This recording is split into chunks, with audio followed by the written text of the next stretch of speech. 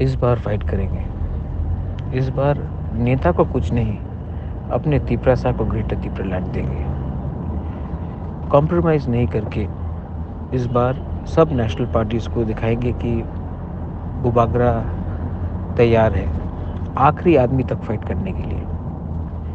और मुझे लगता है कि हम लोग को मिलेगा, क्योंकि हम लोग सच्चाई के रास्ते में हैं। हमारे संग अन्याय हुआ है, हमारे संग नाइंसाफ़ी हुआ है 75 साल में। ये हमारा टाइम है। इस बार कोई मेरे संग रहे या ना रहे, मेरा तिपरासा मेरे संग रहेगा। और इस बार हम लोग ग्रेटर तिपरालैंड के लिए फाइट करेंगे। मैं जानता हूँ कि हम लोग जीतेंगे, क्योंकि मेरे पास विश्वास है, हमारे तिपरासा का विश्वास है, और बूमा और सिकली का प्यार है। इस बार जीतेंगे, 100% जीतेंगे।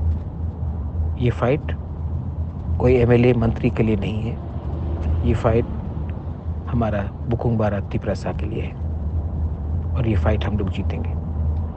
इस बार हमारा सरकार बनेगा। बेलाइनो हम